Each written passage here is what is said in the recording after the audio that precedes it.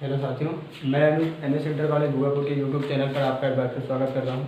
देखिए, कल हम लोगों ने प्रकाश चैप्टर के अंतर्गत फोकस दूरी तथा वक्रता त्रिज्या के बीच में संबंध स्थापित किया था, वो भी अवतल दर्पण के लिए।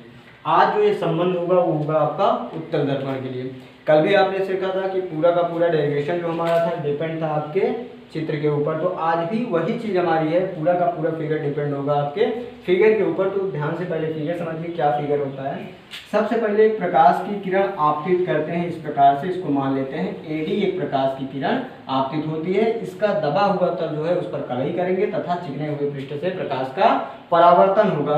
तो अब ये प्रकाश की किरण मुख्य अक्ष के समांतर आ रही, तो आपको बताया गया था परावर्तन और प्रतिबिंब बनने के नियम के अनुसार कि यदि कोई प्रकाश की किरण मुख्य अक्ष के समांतर आती है तो परावर्तन के पश्चात या तो मुख्य फोकस से होकर जाएगी या फिर जाती हुई प्रतीत करेगी। तो यहाँ से ये जाती हुई अर्थात आभासी किरण होगी और ये यहाँ से इस प्रकार से बाहर की तरफ निकल जाएगी। तो ये आपका क्या होगा, एक फिगर बना। दूसरी स्थिति में अगर हम यहीं से अभिलंब डाल देते हैं, इस प्रकार से सी से क्या कर देते हैं, अभिलंब डाल देते हैं, तो यहाँ पे देखो ये आपका क्या होगा, ये बनेगा आपका ये होगी आपतित किरण, ये होगी परावर्तित किरण और बीच में बनेगा आपका अभिलंब। तो इस कंडीशन के अनुसार ये कोण और ये कोण आपस में क्या होंगे, बराबर होंगे। इतने में किसी को कोई दिक्कत नहीं होनी चाहिए। ये आपका आपतन कोण हो जाएगा, ये आपका परावर्तन कोण हो जाएगा।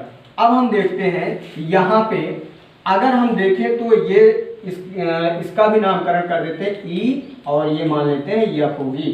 अगर हम देखें तो ए डी ई यानी कोण ए डी ई बराबर किसके होगा, कोण एफ डी सी के, कोण एफ डी सी के। किस तरह से देखिए ये बनेंगे शीर्षाभिमुख कोण से, शीर्षाभिमुख कोण से, ठीक है, शीर्षाभिमुख कोण से। अब शीर्षाभिमुख कोण कैसे बनेगा, आप यहाँ पे देखिए ये आई प्रकाश की किरण और ये आई, फिर उसके बाद यहीं से इस प्रकार से अभिलंब जो हमारा है, ये अभिलंब आपका गया है और ये प्रकाश की किरण देखिए इस प्रकार से आई, तो ये कोण जो होगा शीर्षाभिमुख कोण से आपस में क्या होगा, बराबर होगा।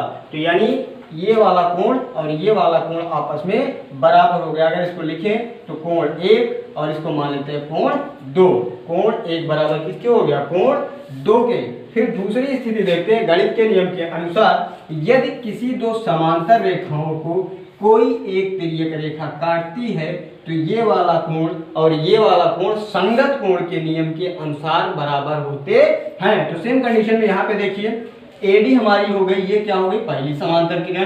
फिर उसके बाद दूसरी ये किरण आ रही है देखिए पीसी, ठीक है, ये मान लेते हैं पीसी है और इसको अभिलंब प्रतिच्छेदित कर रहा है। तो देखिए तिर्यक रेखा अभिलंब है, ये प्रतिच्छेदित कर रही है, तो ये वाला कोण और ये वाला कोण आपस में बराबर होगा। अर्थात हम कह सकते हैं कि कोण ए डी ई यानी कोण A D E is equal to किसके होगा, कोण एफ सी डी के, कोण एफ सी डी, ये किसके होगा, संगत कोण से। हम जानते हैं ना कि समांतर रेखाओं को कोई तिर्यक रेखा प्रतिच्छेदित करती है तो ये दोनों कोण आपस में बराबर होंगे संगत कोण से। ये हो गया।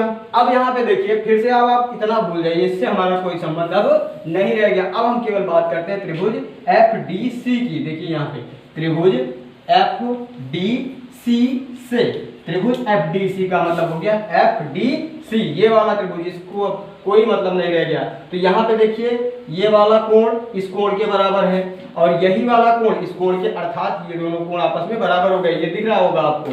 तो यहाँ पे हम लिख सकते हैं कोण F D C is equal to कोण किसके हो जाएगा, एफ सी डी के, कोण एफ सी डी के, ठीक है। यहाँ पे देखिए ए डी ई के बराबर एफ डी सी है, तो इसी के स्थान पे एफ सी डी लिख देते हैं। तो ये कोण आपस में, दोनों कोण आपस में क्या हो गए, बराबर हो गए। और कल आपको बताया गया था कि यदि किसी त्रिभुज में दो कोण आपस में बराबर होते हैं तो उनकी सम्मुख भुजाएं भी आपस में क्या होती हैं, बराबर होती हैं। तो इस त्रिभुज में अगर ये वाला कोण और ये वाला कोण बराबर हो गया तो इनकी संगत भुजाएं भी आपस में क्या होंगी, सम्मुख भुजाएं भी बराबर होंगी। तो कोण एफ डी सी अर्थात इस कोण के सामने की भुजा देखें तो कौन सी बन रही है, भुजा एफ सी, भुजा एफ सी, ये एफ सी जो होगी वो बराबर किसके होगी, कौन सा कोण है, कोण F C D, F C D यानी इस कोण के सामने की भुजा कौन सी हो जाएगी, एफ डी। ये आपस में क्या हो गई, बराबर हो गई। अब हम चलते हैं चित्र में। एफ सी देखो, ये रहा एफ से सी तक की दूरी, जो एफ सी लिखा गया है ये क्या है, यहाँ से यहाँ तक की दूरी। और आपको बताया गया था कि ये दूरियां दर्पण की समस्त दूरियां दर्पण के ध्रुव से मापी जाती हैं, तो इसमें पी का होना जरूरी है। तो एफ सी लिखने के लिए हम लिख सकते हैं पी सी, यानी ये टोटल दूरी में अगर ये इतनी दूरी माइनस कर दे तो बचेगा कितना, एफ सी तो बचेगा। तो वही लिखते हैं, इसको लिख लेते हैं पी सी माइनस कितना हो जाएगा, एफ पी या पी एफ, ठीक है, बराबर। अब एफ डी देखिए, एफ डी क्या है, एफ डी आप इसको इसी प्रकार से लिखिए, एफ डी अभी आप हम इसी प्रकार से लिख लेते हैं। अब ये एफ टी जो है ये क्या होगा, अगर हम धीरे धीरे द्वारा छोटा करें तो भुजा एफ टी बराबर किसकी हो जाएगी, एफ पी के हो जाएगी। तो यहाँ पे लिखेंगे द्वारक छोटा करने पर, ठीक है, द्वारक छोटा करने पर एफ डी किसके बराबर हो जाएगा, आपका एफ पी के बराबर हो जाएगा। कल वाली वीडियो में हम लोगों ने बहुत अच्छे से इसको सीखा था। तो यहाँ पे एफ डी बराबर किसके हो गया, एफ पी। तो जो ये एफ डी लिखा गया इसको आप समीकरण 1 मान लो। तो समीकरण 1 में एफ डी का मान रखने पर, अगर हम एफ डी का मान रख देते हैं तो ये बनेगा कितना, देखिए P C minus P F, और एफ डी बराबर कितना है, एफ पी, या इसी को हम पी एफ भी लिख सकते हैं, ठीक है। तो ये क्या हो जाएगा, पी एफ। अब फिर से वही स्थिति, यहाँ से पी एफ का हम पक्षांतर कर देंगे तो हो जाएगा P C is equal to F P या पी एफ, और ये माइनस था उधर जाने के बाद प्लस पी एफ हो जाएगा। तो यहाँ पे पी सी बराबर आपका कितना हो जाएगा, 2pf। और यहाँ पे अब फिर से हम चित्र देखेंगे, पी सी क्या है, पी से सी तक की दूरी यानी ध्रुव से केंद्र तक की दूरी। तो पी सी हमारी क्या हो जाएगी, वक्रता त्रिज्या r हो जाएगी। और पी एफ देखें तो पी से एफ तक की दूरी फोकस दूरी होती है, ये बन जाएगी एफ। अब इसको हम लिख सकते हैं, पी सी को लिख सकते हैं r बराबर 2f। लेकिन एक बात ध्यान रखिए आप, ये दर्पण की समस्त दूरियां ध्रुव से कहाँ पे हैं, दाहिने तरफ है, इसलिए ये समस्त दूरियां क्या होंगी, धनात्मक होंगी, क्योंकि दर्पण के दाहिने तरफ की समस्त दूरियां धनात्मक तथा बाएं तरफ की समस्त दूरियां क्या होती हैं, ऋणात्मक होती हैं। तो दाहिने तरफ है तो ये धनात्मक होगी। अब यहाँ पे ये गुणे में है तो ये 2 का क्या कर देते हैं, पक्षांतर, तो f बचेगा उधर अकेले और ये हो जाएगा r/2। ये हो गया आपका derivation f is equal to r/2 का उत्तल दर्पण के लिए। अब इसकी आप लोग प्रैक्टिस कीजिए, बढ़िया से प्रैक्टिस कीजिए। हमारा अवतल और उत्तल दर्पण दोनों के लिए f बराबर r/2 का डेरिवेशन हो चुका है।